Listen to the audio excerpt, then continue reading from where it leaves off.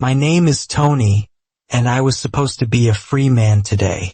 Instead, the last thing I heard before my world tilted on its axis was the cold, definitive click of steel snapping around my wrist.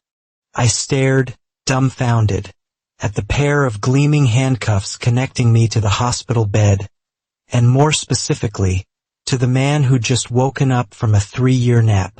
My husband, Carl. He had just finished reducing my carefully prepared divorce papers into a pile of expensive confetti. And now he was looking at me with an intensity that didn't belong on the face of someone who was, for all intents and purposes, a walking skeleton. Give me a child. Carl's voice was a low rumble, infuriatingly steady for a man who should have been relearning how to speak in complete sentences.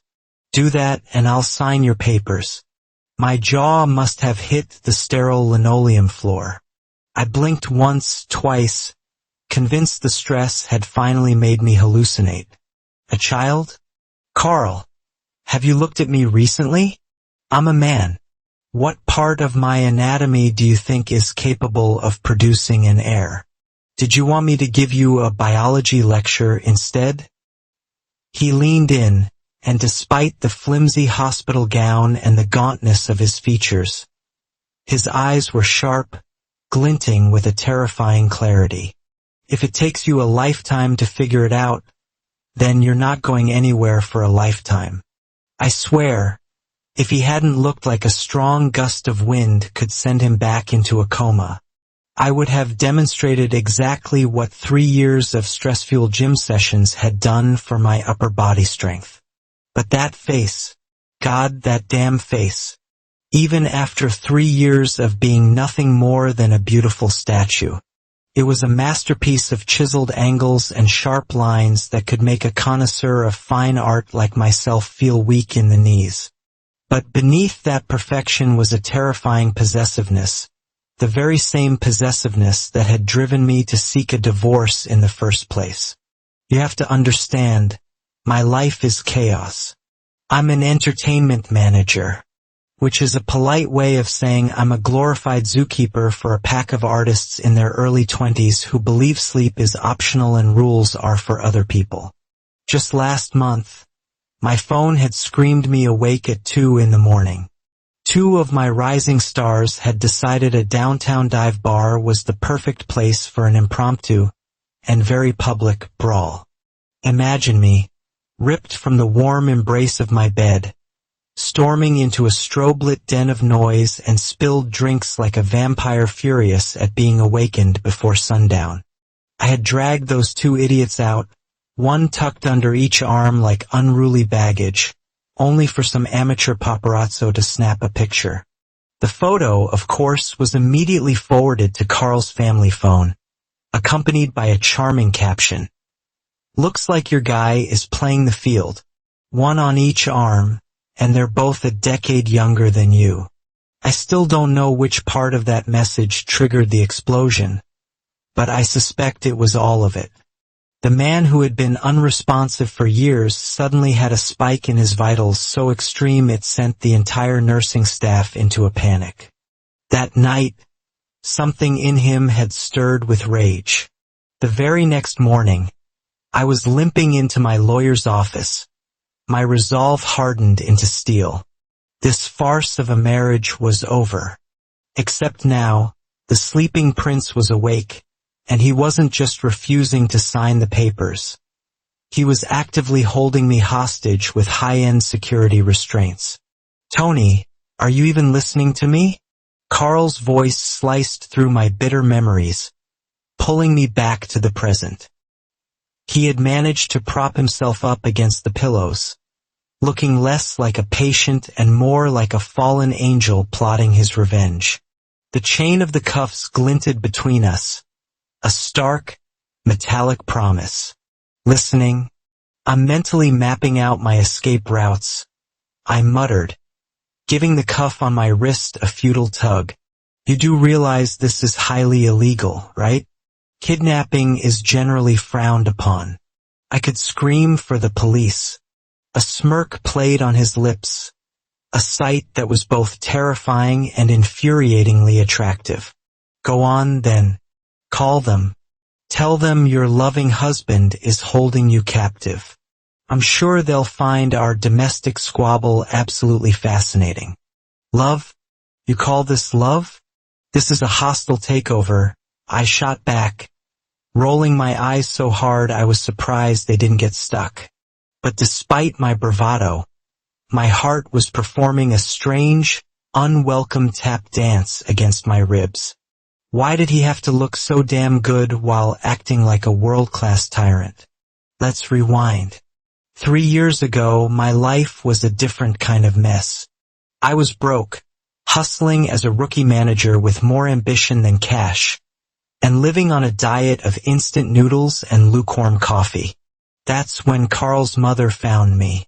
She cornered me in a greasy spoon diner, her diamond earrings glittering in the dim light, her designer handbag practically screaming its net worth from the booth seat beside her. "Marry my son," she'd said, her voice as smooth and cold as the marble countertops in her mansion. She slid a contract across the sticky table. "When he awakens from his coma, half of his personal fortune is legally yours." I remember nearly aspirating a piece of my cheeseburger.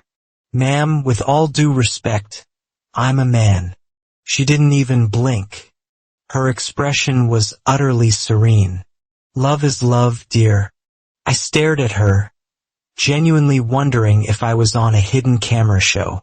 She sighed, a delicate, perfumed sound, and launched into some New Age explanation about our compatible life force energies and how my presence could act as a tether to pull him back to the world of the living.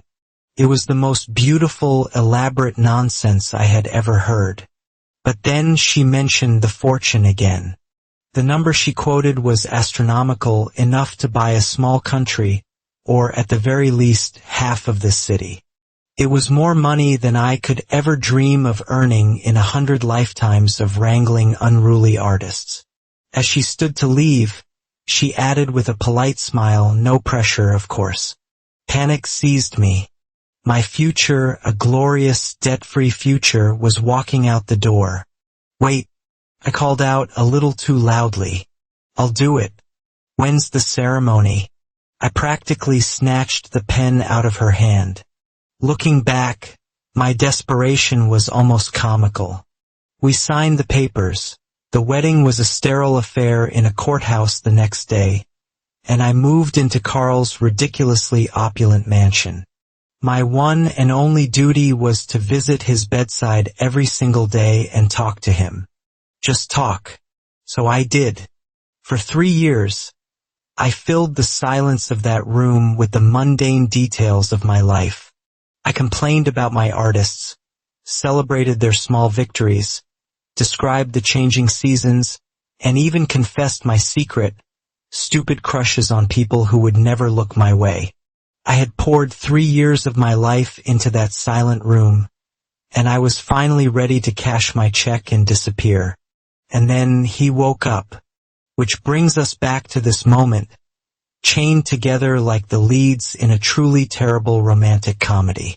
Carl was studying me, his gaze far too intense for a man who had literally just cheated death. "Why are you in such a hurry to leave?" he asked, his voice softer now, but with an edge that was sharp as a razor. "Do you have a more exciting offer waiting?" I snorted, a harsh, humorless sound. "Yeah, it's called freedom. You should try it sometime. It's exhilarating." He tilted his head, that ghost of a smile returning to his lips. "Freedom is a vastly overrated concept, Tony. You'll come to understand that." "Understand what? That you're my personal jailer now?" I rattled the cuffs between us, the sound sharp in the quiet room. "This is insane, Carl. We're not a real couple. This whole thing was a business transaction." His smile vanished instantly, replaced by an unreadable expression that flickered in the depths of his dark eyes. "Real or not, you belong to me for the time being. For the time being, I scoffed, feeling a fresh wave of indignation. What's that supposed to mean? Are you planning on trading me in for a newer model once you're back on your feet? He let out a low, dangerous chuckle that sent a shiver down my spine. No trades. I'm exceptionally selective. Just then, my phone buzzed violently in my pocket. A text from Sam, my long-suffering assistant. Tony, Evan trashed another club. The owner is threatening to call the cops. Help. I groaned, burying my face in my free hand. Evan was my newest acquisition, a 19-year-old hurricane in human form, with a voice like an angel and a temper from the depths of hell. I have to go, I said, trying to stand, only to be yanked back down by the chain. Carl, for the love of God, I have a professional crisis to manage. He simply raised an eyebrow. You wouldn't actually leave me chained to a hospital bed, would you? The thought is incredibly tempting, I muttered, fishing around on the nightstand for the key I'd seen him toss there. As I fumbled to unlock the cuff, our fingers brushed. It was a fleeting touch, but I could have sworn he let his linger for a fraction of a second too long. The steel sprang open, and I rubbed my chafed wrist. Be back soon, he said, and it wasn't a request. It was a command. Yeah, whatever you say, Warden, I retorted, grabbing my jacket and trying to ignore the strange, persistent warmth that had settled in my chest. As I hurried out of the room, I risked a glance back over my shoulder. Carl was watching me go, and the expression on his face was softer, more vulnerable than I was prepared to deal with. This man was a Category 5 storm, and I had a terrible feeling I was standing right in its path. I was still trying to process the handcuff incident, my wrist still tingling from the cold metal, when Carl's voice cut through the fog in my brain the next day. Who are you? He asked, squinting at me from his propped-up position in the hospital bed. He looked like he was trying to solve a particularly difficult puzzle, and I was the missing piece. His face, though still pale and framed by a mess of dark, unruly hair, was a study in fragile, infuriating beauty. My hand went slack. The glass of water I was bringing him slipped from my fingers and shattered on the floor. The explosion of sound and water a perfect metaphor for my current state of existence. Tony, I stammered, hopping back to avoid the glittering shards of glass. I'm your husband, you lunatic. I wanted to scream, but the words caught in my throat. What if the shock of learning he was married to a man he didn't remember sent him into another coma? After 3 years of dutifully waiting, the irony of me being the one to knock him unconscious again was just too much to bear. He blinked, a slow, deliberate motion, his gaze pinning me in place like a specimen on a board. Tony, he repeated, the name sounding foreign on his tongue. Why are you here? Excellent question, my friend. You just hold on a second. I'll get the doctor, I mumbled, already backing towards the door. His eyes tracked my every move, filled with a curiosity that felt far too sharp, far too analytical for someone who had just rejoined the conscious world. It was unnerving, as if he was already taking my measure, cataloging my every twitch. Let's get one thing straight. Carl wasn't just some random rich guy. Before the accident that had stolen 3 years of his life, he was a certified business prodigy. He had taken over his family's vast corporate empire at the tender age of 25 and had been making seasoned CEOs twice his age break into a cold sweat ever since. The tabloids had been obsessed with him. The rumors circulating at the time of his crash were that he'd been chasing someone on that rain-slicked highway, some mysterious lover who was never identified. Then, in an instant, his world had gone dark. His family, desperate and willing to try anything, had listened to his mother's psychic and turned to me, the guy whose life force energy supposedly matched his. It was, and still is, cosmic lunacy. And now he was awake with no memory of our arrangement, and I was trapped in a high-stakes game of guess who? With my own husband. I was pacing the corridor like a caged animal when his mother descended upon me in a whirlwind of pearls and expensive perfume. "Tony, darling, it's time for you to meet your husband properly," she chirped, her grip on my arm surprisingly strong as she propelled me back into the room. My stomach did a nervous flip. Husband. The word felt alien and ridiculous.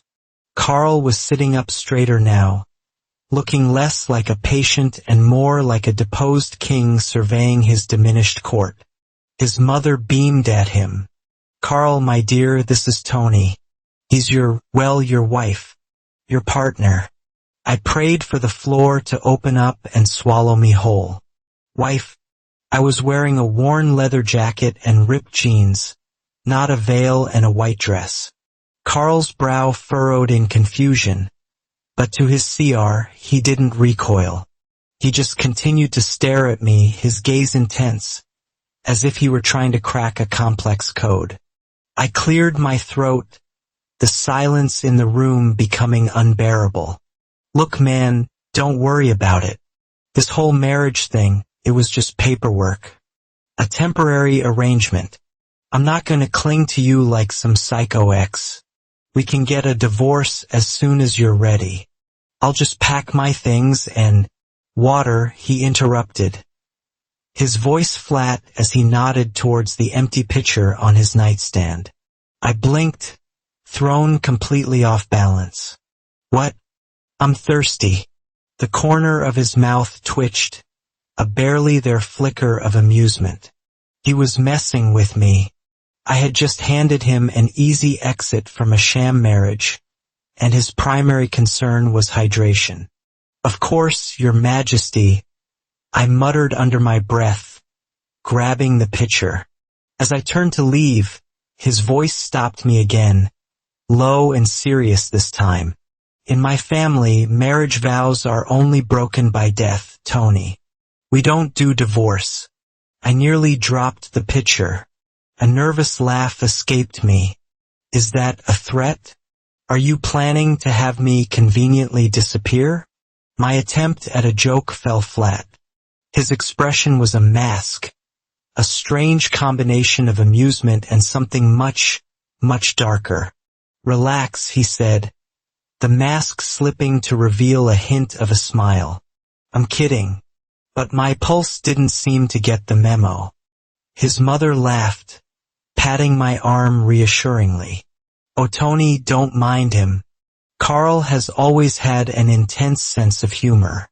He's just teasing." She shot her son a pointed look. "Now say thank you to Tony. He's taken wonderful care of you for 3 long years." Carl's gaze flickered back to me, and for a moment, the intensity softened into something else, something I couldn't quite name. "Thank you," he said, his voice quiet and sincere. A blush crept up my neck, and I hated myself for it. "Whatever," I mumbled, making a bolt for the door. "I have to, call my assistant." Outside in the hallway, I leaned against the cool wall, my heart hammering against my ribs. Why did this man, this stranger I was legally bound to, have the power to make me feel like a flustered teenager? My phone buzzed, and I knew before I even looked that it was Sam with another Evan-related disaster. "Tony, he's arguing with the director again. He says the lighting is an affront to his artistic integrity. Get over here." I groaned. Evan was my problem child, a 19-year-old singing sensation with a genius for creating chaos. I was about to text Sam back when Carl's mother poked her head out of the room. "Tony, won't you stay for dinner? Carl is asking for you." I hesitated. Work was calling, chaos was brewing. "Tell him I'll stop by later tonight," I said, already backing away. She nodded, but her knowing smile told me she knew exactly what I was doing. Running. As I walked to my car, I couldn't shake the feeling of Carl's stare on my back. It felt like he had already staked a claim on a part of me I hadn't even known was for sale. I had signed up for a payday, not a possessive, enigmatic husband. So why did my gut have the sinking feeling that I was already in far, far too deep? I'm sprawled out on a ridiculously plush couch in Carl's mansion, trying to untangle a mess of emails on my phone, when he appears in the bedroom doorway and drops a bomb on my evening. "Tony, you'll be sleeping in here tonight." He's still wearing that infuriatingly simple hospital gown, which somehow manages to look like high fashion on his frame. He's leaning against the door jamb, a casual posture that's completely at odds with the command in his voice. His eyes are challenging me, daring me to protest. I nearly choke on the lukewarm coffee I'm sipping. In here, as in your bed, my brain feels like it's short-circuiting. Look, I'm no saint, but sharing a bed with another man, especially this particular man, is completely new territory for me. What's wrong with the guest room? It has a better thread count than most five-star hotels. Carl just shrugs, moving towards the bed with a slight wince that betrays his physical weakness. I've been disconnected from the world for 3 years. I want you to tell me about everything that's changed. You can talk and I'll listen. He pats the empty space on the king-sized mattress, a smirk playing on his lips. Don't worry, I haven't regained the strength to bite yet. I stare at the vast expanse of the bed as if it's a minefield. It's enormous, big enough to comfortably host an entire boy band. Yet the thought of lying down next to Carl makes my palms sweat. I've never so much as held another guy's hand, let alone had a sleepover with one who looks like he walked straight out of one of my more private fantasies. Scared? He teases, his voice dropping to a low, infuriatingly smooth register. Of you? Please. You look like I could snap you in half. I shoot back, tossing my jacket onto a nearby chair with more force than necessary. You're all sharp angles and attitude. He lets out a soft chuckle, and I swear I see the tips of his ears turn a faint shade of pink. Oh great. Now I'm cataloging the color of his ears.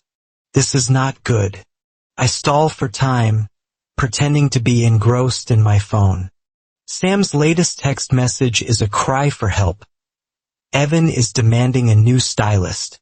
He says his current one doesn't understand his moody aesthetic. Save me. I let out a long sigh. Evan's sartorial crises can wait. Carl is watching me with a look of patient expectation. Defeated, I kick off my shoes and slide onto the edge of the bed, making sure to maintain a respectable 2-foot gap between us. A demilitarized zone. Comfortable?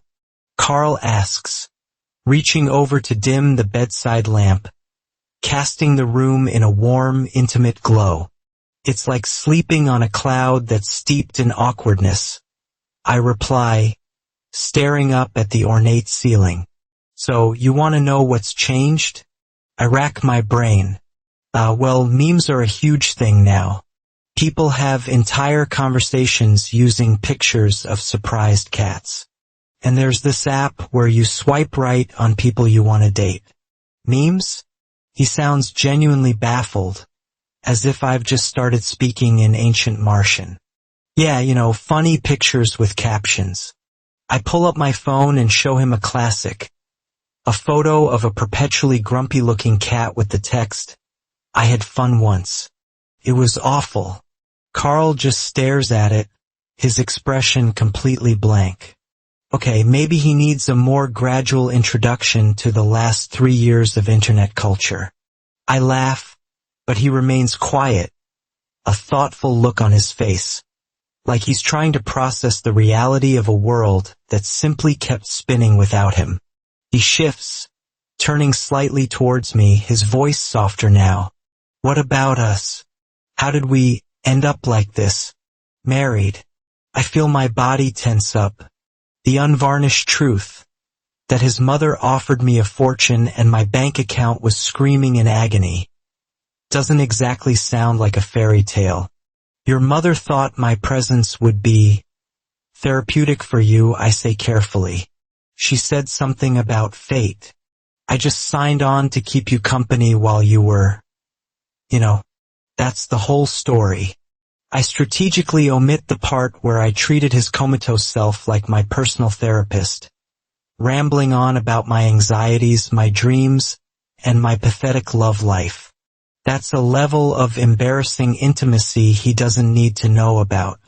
Carl is silent for a long moment. Then he asks, his voice barely a whisper, was it difficult? Staying with me when I was like that? I fake a huge yawn, rolling over to face away from him. Nah, it was just a job. Easiest gig I ever had. I'm exhausted, man. Good night. I'm not even remotely sleepy, but feigning unconsciousness is infinitely preferable to admitting that yes, on some level, I had started to care. The room falls silent. The only sounds the soft hum of the air conditioner and the rhythm of our breathing. I squeeze my eyes shut, willing sleep to come and rescue me from the tension coiling in my stomach. Hours later, I'm drifting in that hazy space between sleep and waking when I feel it. A warmth spreading across my back. A hand, gentle but firm, brushes against my waist, tugging me closer. I make a soft, sleepy sound, my dream-addled brain registering it as part of a pleasant fantasy. I instinctively nuzzle closer, my face pressing against something solid and warm. And then I hear a voice, a soft whisper right beside my ear. Tony. My name. But not just my name. It's the nickname only my closest friends use. I smile in my sleep, sinking deeper into the dream. Morning arrives like a freight train. I wake up to find myself completely entangled in the sheets, with Carl's arms slung possessively over my waist. My face is smushed against his chest, and my lips have a strange, tingling numbness, as if I've just spent hours kissing someone in my sleep. My eyes fly open. I bolt upright, my heart pounding a frantic rhythm against my ribs. Carl is already awake, propped up on one elbow, looking entirely too calm and composed. Good morning, he says, that infuriating smirk back in place. Did I do anything strange in my sleep? I ask, my voice a rough croak as I subconsciously rub my mouth. He raises an eyebrow, his expression one of pure innocence. Strange like what? You drooled a little. Nothing out of the ordinary. But his eyes flicker down to my lips for a split second, and I know he's lying. He's hiding a grin, the bastard. I scramble off the bed as if it were on fire, snatching the divorce papers from my bag on the floor. About these, I say, my voice shaking slightly. Sign them. Then I'll be out of your perfectly styled hair for good. I thrust the papers at him, but he barely gives them a glance. Not today, he says, stretching languidly like a contented cat. I'm feeling rather attached. Attached? You're a walking bag of bones. I snap, but the tremor in my voice betrays me. He just laughs, a low, rich sound that fills the room. I storm out, papers clutched in my fist, furiously ignoring the traitorous flutter in my chest. He's impossible, and I'm starting to worry that I don't mind it nearly as much as I should. I'm barely out the door of Carl's mansion, my mind still reeling from the shock of waking up in his arms, when my phone begins to vibrate with the force of a small earthquake. Sam's voice comes through the speaker, laced with pure, Unadulterated panic. Tony, it's Evan. He's gone nuclear. He trashed an entire television set, verbally assaulted his co-star, and now the internet is having a field day roasting him alive. You need to get here like yesterday. I let out a string of curses that would make a sailor blush. Evan, my 19-year-old artist and perpetual source of my migraines, had a special talent for transforming promising opportunities into full-blown public relations disasters. I slammed my foot on the accelerator, the car lurching forward towards the studio. Carl's dismissive "not today" and the memory of his infuriating smirk begin to fade, replaced by the familiar rush of adrenaline that comes with crisis management. When I arrive, the set looks like a war zone. Evan is sulking in a corner, his preternaturally pretty face marred by a pout. Sam rushes over to give me the rundown. Apparently, Evan was scheduled to appear on a reality show where he was supposed to cultivate a fake bromance with a rival singer to boost ratings. It was a simple, albeit cheesy, gig. Instead, during a live segment, Evan had called the other guy a talentless, auto-tuned phony. The co-star's legion of fans were now digitally tearing Evan to shreds, and the show's producers were making loud, angry noises about lawsuits. I walk over and kneel beside Evan, who is studiously ignoring the chaos he created by scrolling through his phone. Kid, what in the actual hell were you thinking? Are you actively trying to sabotage your own career before it even gets off the ground? He shrugs, a flicker of a smirk on his lips. The guy was an arrogant jerk, Tony. He kept trying to sing over my part. I was just being honest. Yeah, and now you're trending on social media for having the worst attitude in the industry. I snap, shoving my own phone in his face to show him the stream of hateful hashtags.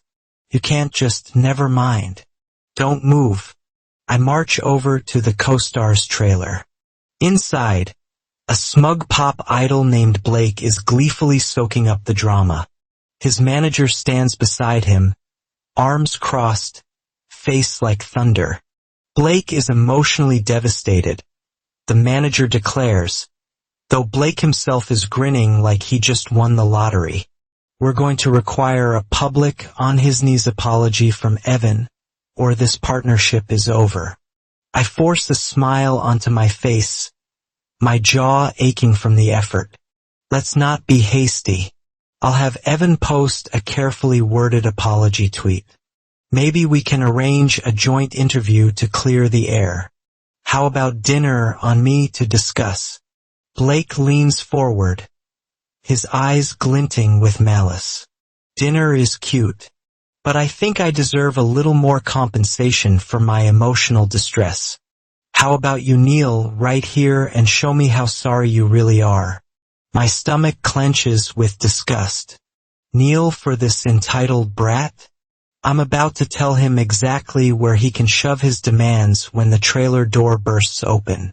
Evan stands there, holding his phone up like a shield. Back off, Blake, he says, his voice steady. My phone's camera happened to be rolling yesterday when you were screaming at your assistant for bringing you the wrong kind of sparkling water. Such a classy look for a superstar. I wonder what your fans would think if they saw it? Blake's smug expression dissolves into one of pale horror. You're bluffing. Try me, Evan says, taking a step forward. Blake's manager quickly hustles his client out of the trailer, muttering about renegotiating contracts. The immediate crisis is averted, but now I have a new target for my anger. I drag Evan outside by the arm. You are a walking catastrophe, do you know that? Next time you decide to play vigilante with blackmail material, give me a little heads up. Evan's defiant smirk finally fades, replaced by a softer, more vulnerable expression. Sorry, Tony. I didn't mean to cause you more stress. It's just, you always show up to save me. He gives my arm a small nudge, his charm switching on like a light bulb. You're my hero, man. I sigh, the anger draining out of me as I ruffle his hair. Yeah, well, your hero is exhausted. Can you please try to behave for the next 5 minutes? He grins, and for a fleeting moment, I see his late sister in that smile. The same stubborn, fiery spark. She's the reason I can't give up on him, the reason I can't let him crash and burn. It's a weight of guilt I carry with me everywhere, a ghost that never leaves my side. When I finally get back to the mansion late that night, Carl is waiting for me. He's perched on the couch, a book in his lap, a pair of sleek silver reading glasses resting on his nose. He looks like a ridiculously sexy university professor, and I hate the way it immediately throws me off balance. Late night, he observes, not bothering to look up from his book. Saving your little pop star from himself again? He's not a pop star, he's a pain in my ass, I grumble, collapsing onto the couch beside him. It was just work, Carl. Relax. Work, he repeats, closing the book with a soft snap. He turns to me, his gaze sharp and analytical. You smell of stale bar smoke. And of him. His tone is clipped, like a predator sniffing out a rival on its territory. I roll my eyes. Are you serious? Jealousy doesn't suit you. I was putting out fires, not starting them. But his stare is so intense that I find myself shifting uncomfortably. What is your deal? My deal, he says, leaning closer, invading my personal space, is you. He arches his back slightly. My back is killing me. All those years of lying in one position have taken their toll. The doctor recommended regular massages. Are you busy? I blink at him, completely nonplussed. Me? You want me to give you a massage? Don't you have a team of professionals for that? They're off duty, he says with a dismissive shrug. Besides, you owe me for trying to run out on me this morning. The corner of his lip twitches, and I know he's baiting me, pushing my buttons just to see what will happen. Fine, I mutter, getting to my feet. But I'm taking a shower first. Your obsessive-compulsive need for cleanliness would probably cause you to faint if I touched you right now. He laughs, a genuine, warm sound that catches me by surprise. I head upstairs, trying to ignore the heat that's creeping up my neck. In the bathroom, I catch a glimpse of my reflection in the mirror. Tired eyes, messy hair, a stressed-out line between my brows. Carl is getting under my skin in a way that's both terrifying and exhilarating. As I step into the hot, steaming water, I can't help but wonder which is worse. His irrational jealousy, or the fact that I'm starting to actually care what he thinks. I'm in deep, deep trouble. My hands are aching as I knead the tense muscles of Carl's back, and every fiber of my being is screaming that this is a catastrophic mistake. His skin is warm and smooth beneath my fingers. His breathing has evened out into a steady, relaxed rhythm, and I'm hyper-aware of every single inch of space, or lack thereof, between us. The soft, orange glow from the bedside lamp isn't helping, casting long shadows across the room and turning the sharp planes of his back into something out of a Renaissance sculpture. I'm no professional masseuse, but I know enough to work out the knots without making him yelp in pain. The real problem is that I'm the one wincing internally. This level of intimacy feels treacherous, a line I should never have crossed with the man whose signature I desperately need on a set of divorce papers. Harder, Carl murmurs, his voice muffled by the pillow his face is buried in. You're not gonna break me, Tony. Keep talking like that and I just might. I grumble back, but I apply more pressure as requested. His response is a low, appreciative hum that vibrates through his entire body and sends an unexpected jolt straight through my hands. Focus, Tony. This is a favor. It is not a scene from a romantic movie. I'm about halfway through a particularly stubborn knot in his shoulder when my eyelids start to feel like they're weighted down with lead.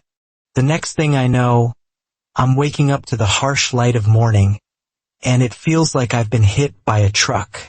I am draped over Carl's back, my arms wrapped around him as if he were my personal life-size teddy bear. And my lips have that same numb, tingling sensation from the other night, the phantom feeling of having been thoroughly kissed in my sleep. I recoil as if I've been burned, my heart hammering against my ribs. Carl is already awake, propped up on one elbow and watching me with a smirk that says he knows exactly what I'm thinking. "Sleep well?" he asks, his voice as smooth as sin. "Did I do anything weird?" I croak, reflexively wiping my mouth. Like, did I talk in my sleep or something? He just chuckles, his gaze flicking down to my lips before meeting my eyes again. "You were just dreaming, probably. You seemed quite enthusiastic." I gape at him, a hot wave of mortification washing over me. "Enthusiastic about what?" "Beats me," he says with an infuriatingly casual shrug. "You'll have to tell me who you were dreaming about kissing." My face feels like it's on fire. "Nobody." "Shut up." I scramble off the bed, grabbing my phone as a desperate means of escape from his smug, all-knowing grin. A text from Sam is waiting for me. "Evan's at a club. Drunk. It's his birthday and he's gone off the rails. SOS. I let out a groan of pure frustration. Of course, Evan is turning 19, and instead of celebrating with cake and a sensible bedtime, he's actively courting chaos. I have to go, I tell Carl, who is watching my frantic movements like a hawk. It's a work emergency. His voice sharpens, a distinct note of jealousy creeping in. "Now? It's the middle of the night." "Yeah, well, my artists don't exactly punch a time clock," I snap, pulling on my jacket. "We'll talk about the divorce later." He doesn't reply, but his intense stare follows me as I bolt out of the room. At the club, I find Evan a complete mess, slumped on the curb outside, his eyes glassy and unfocused. "Bro," he slurs, grabbing onto my sleeve as I approach. "You came. Best birthday ever." "The best." "You're a disaster," I mutter, hauling him to his feet. He stumbles against me, then wraps his arms around my middle in a clumsy hug. His voice drops to a conspiratorial whisper. "Tony, I gotta tell you something. I've liked you for, ever. Why couldn't you just wait for me to grow up?" I freeze, his words hitting me like a physical blow. "Evan, you're drunk. You don't know what you're saying." "I do," he insists, his eyes glistening with unshed tears. "You're always there for me, but you're with him. Why does it have to be him?" My brain stalls, unable to process this.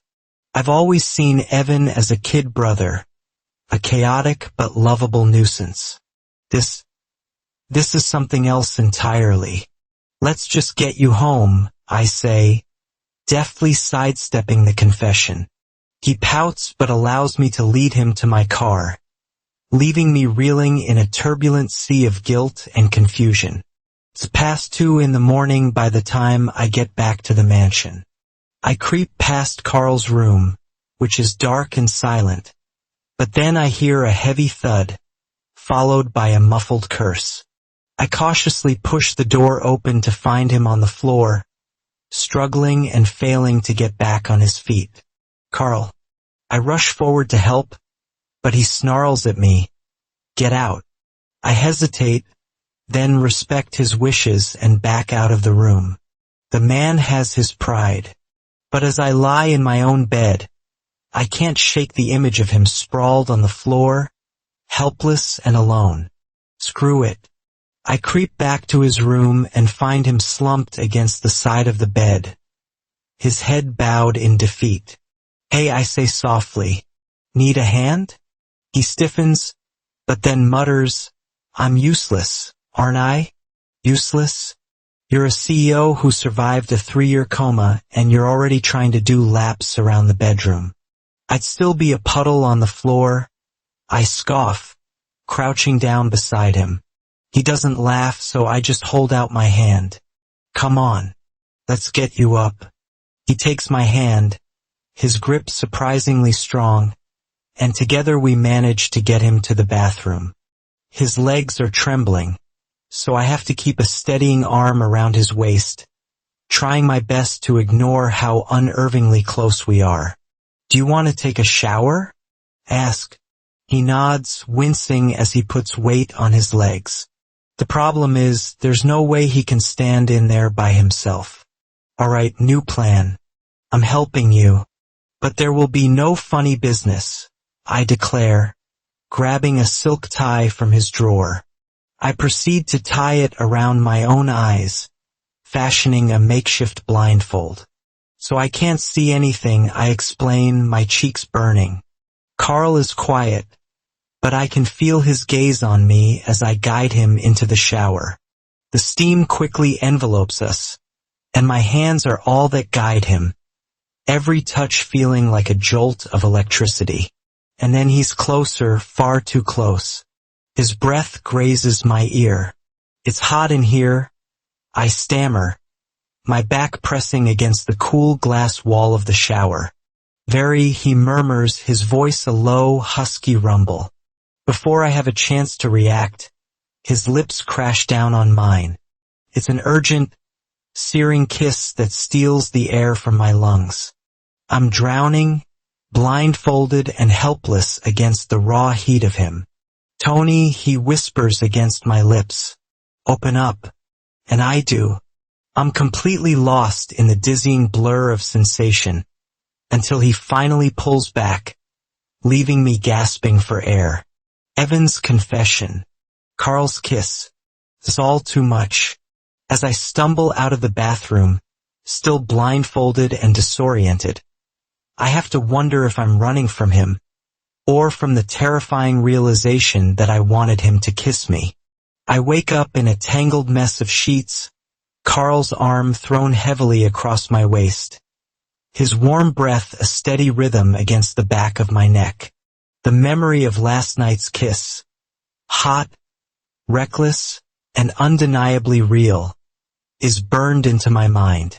My lips still feel like they're buzzing, but my brain is screaming a single, frantic word: divorce. I carefully slide out of bed, grabbing the crumpled divorce papers from my bag.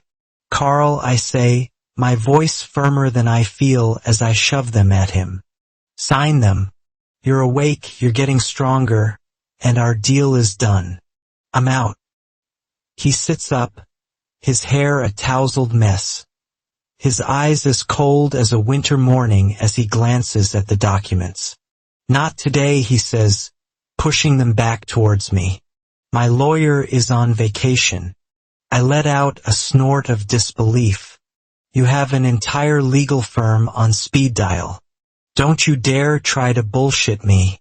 He smirks, completely unfazed. "I'm on a budget. I only have one."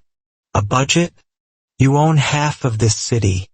I'm about to launch into a full-blown argument when a sharp twinge in my lower back stops me cold. I let out an involuntary wince, clutching at my waist.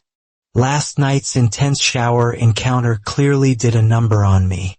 Carl's smirk softens into a look of concern. "Hurt yourself, did you?" He pats the spot on the bed beside him. "Lie down. I'll call the doctor." "No way," I mutter, but my treacherous body is already sinking back onto the mattress. My face is hot with embarrassment as he gently pulls the blanket up over me.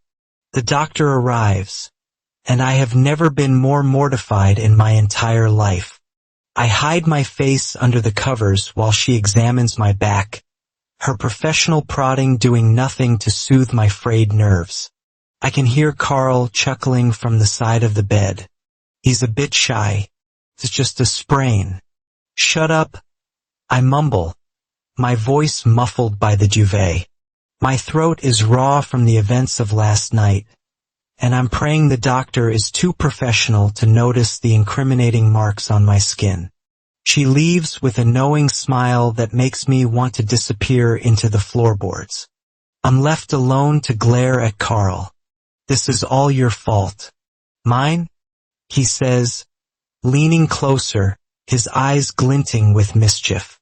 You certainly weren't complaining at the time. I grab the nearest pillow and hurl it at his head, diving back under the safety of the blanket. My phone buzzes on the nightstand. It's Sam with yet another Evan-related crisis. He's trending again, the text reads, "Got into a bar fight. Are you coming?" I sigh, dragging my aching body out of bed. Carl's frown follows my every move, but I'm out the door before he can voice a protest. At the office, Evan is waiting for me, sporting a fresh black eye and a sheepish grin. He holds out a small tube of muscle cream. "For your back, bro. This stuff works wonders." "Thanks," I say, genuinely touched but also wary. He's quieter than usual, a heavy sadness lingering in his eyes. "What's on your mind, kid?" He just shrugs, looking away. "Just sorry for all the trouble I cause." I start to reply, but he moves behind me and lifts the back of my shirt to apply the cream. I freeze. The large mirror on the opposite wall catches my reflection. And his. My back is a roadmap of angry red marks and faint bruises, a clear testament to the passion of my encounter with Carl. Evan's hands still. His face crumples. "Oh," he says, his voice small and broken. "Evan, it's not what you think," I begin, but he's already backing away, his eyes wide with a hurt that cuts me to the core. I'll do it myself," I say quickly, taking the tube from his hand. He just nods, turning and leaving the room without another word. A sharp ache blossoms in my chest. On impulse, I snap a quick photo of the marks on my back and send it to Carl with a simple caption.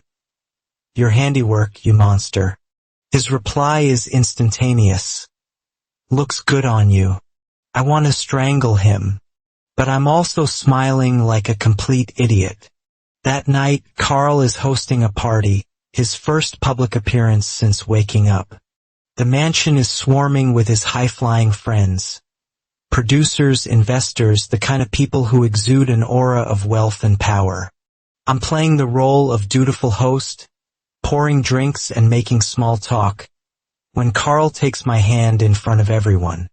"Everyone," he announces, his voice ringing with authority. "I'd like you to properly meet Tony, my partner." The room erupts in cheers and applause. I'm stunned. I had expected awkward questions, sideways glances. Instead, I'm met with warm smiles and raised glasses. "About time you settled down," a well-known director laughs, slapping Carl on the back. I force a smile, but my phone buzzes urgently in my pocket. The Sam again. Evan smashed up a bar. The police have him in custody. Help. My stomach plummets. I have to go, I tell Carl, who is in the middle of a conversation with an investor. His grip on my hand tightens. "Not now, Tony. Tonight is important." "I know, but Evan's in real trouble this time," I say, gently pulling my hand free. "I'll be quick, I promise." His jaw clenches, but he lets me go. It's not until I'm halfway to the police station that I realize I have no idea why tonight was so important to him. Evan is a mess when I finally bail him out, slumped over and sullen. "Why did you do it?" I demand, my arms crossed. He shrugs. "Felt like it. I'm not buying it." After some relentless prodding, he finally cracks. I'm scared. Okay? You're always there for me, but now you have him. What if you get tired of me and just ditch me? My heart twists. Evan, you're like family to me. I'm not going anywhere. He looks up, his eyes wet with unshed tears. Family's not enough. I want more than that. I'm completely floored. Before I can formulate a response, he slumps against me, utterly exhausted. I drive him home, my mind a whirlwind of conflicting emotions. When I get back to the mansion, there's a single light on in the kitchen. Carl is standing at the stove, stirring a pot of noodles, his sleeves rolled up to his elbows. You're late, he says, not looking at me. I sit down at the table, suddenly ravenous. It's only then that I notice the date on my phone. Wait a minute, I say, my mouth full of noodles. It's your birthday, isn't it? He shrugs, setting a bowl down in front of me. It was. You missed the cake. Guilt hits me like a physical blow. Carl, I'm so sorry. I had no idea. Eat, he repeats, his voice softer this time. As I slurp my noodles, he sits opposite me, working on his laptop. The quiet, rhythmic sound of our spoons against the bowls is the only noise in the room. Under the table, I give his shin a gentle kick. I really am sorry, I mumble. He glances up from his screen, a faint half-smile on his lips. You're here now. That's enough. I feel a warmth spread through my chest, a feeling so potent it almost scares me. I don't deserve this man, but as I finish the last of my noodles, I'm no longer so sure I want to leave him anymore. The snow is falling in thick, silent flakes outside the windows of Carl's mansion, blanketing the entire world in a layer of pristine white. We're sitting on the balcony, wrapped in heavy blankets, two chairs pulled close together against the cold. My breath mists in the frigid air as I finally tell him the story I've kept locked away for so long, the story of Evan's sister, Lily. I met her on a day just like this. I begin, my voice low and rough with emotion. She couldn't have been more than 20, dragging a skinny little Evan behind her through the snow, practically begging for a hot meal. I tell Carl how I gave them the last of my cash, my entire day's wages, just so they could have a warm bowl of noodles. I tell him about Lily's shy, grateful smile, a smile that has been imprinted on my memory ever since. And I tell him how she died, senselessly, trying to protect a stranger from a mugger's knife. Bleeding out because they were too poor for the hospital to give them more than a cursory glance. My voice cracks on the last words. If I had just had more money back then, maybe she would have lived. Evan is all I have left of her. A hot tear escapes and traces a path down my cold cheek. I angrily swipe it away, embarrassed by my own vulnerability. Carl's hand comes up to cup my face. His touch gentle but firm as he tilts my chin up to look at him. Tony, you did more than enough. You are not to blame for what happened. His voice is a soft, steady anchor in the storm of my grief. Stop crying, baby. I let out a shaky, half-hearted scoff, my ears burning at the endearment. Baby, you're barely older than I am, you sap. But a pleasant warmth spreads through my chest, and I don't pull away from his touch. The falling snow dusts his dark hair, turning the strands silver in the dim light, and I laugh despite the tears still wet on my face. Look at us. We're already going gray together. He grins, his thumb stroking my cheek. He quotes some old poem I don't recognize, but with his own twist. Tonight the snow falls on our hair. This life will share it until the end. His fingers lace through mine, a comfortable, natural fit. And for the first time, I don't resist. The divorce papers feel like a relic from another lifetime, buried somewhere deep beneath this perfect, quiet moment. Carl, I say, my voice hesitant. That first day when you woke up, what were you thinking? Did you hate me? The guy who married you without your permission. He chuckles, a low, warm sound. Hate you? Tony, I was thrilled. Thrilled? I squawk, pulling back in surprise. You woke up married to a complete stranger. His eyes sparkle with a light I'm beginning to recognize. Not a stranger. You. I spent 3 years listening to your voice. I knew that one day I would figure you out. He leans closer, his breath warm in the cold air. And I'm still figuring you out. I'm flustered, searching for a witty comeback, but my phone buzzes, saving me. It's Sam. Evan's at it again. He took a rookie artist to a club and is trying to give him love advice. It's not going well. Help. I groan and start to stand, but Carl's hand on mine stops me. He has you on a leash, he says, his voice tight with an emotion I now recognize as jealousy. He's just a kid, I defend, but Carl's scowl only deepens. I sigh. I'll be back soon. Promise. He mutters something under his breath about his patience wearing thin, but he lets me go. I'm halfway to the club when my own phone rings. It's Carl's number, but I must have pocket-dialed him, because I can hear his voice, crisp and furious, on the other end of the line. By that damned bar, he's snapping to someone. And then blacklist every artist from Tony's agency who sets foot in it. Especially that Evan kid. No, I don't need a reason. Just do it. I have to stifle a laugh. Carl's jealousy is so petty, so over the top, and a shameful part of me absolutely loves it. At the club, I manage to drag Evan out, giving him a stern lecture that sounds more like a big brother than a manager. He's sheepish, promising to behave. When I get back home, the mansion is dark. Before I can even flip a light switch, I'm pinned against the front door. Carl's kiss is desperate, hungry, as if he's afraid I'll disappear. Do you ever think I'm too old for you? He murmurs against my lips, his question only half joking. Old? You're 31. You're practically ancient. I tease, but he silences my retort with another kiss, and we're lost in each other once again. The next morning, he's waving his phone in my face, his expression thunderous. Explain this.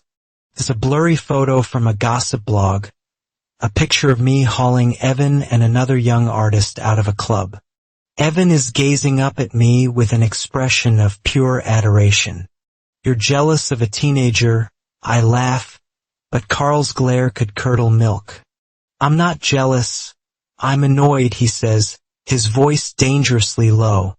I shove him playfully, but he catches my wrist in a flash, and before I know it, I hear a familiar sound. Click. Those damned handcuffs are back, linking us together at the wrist.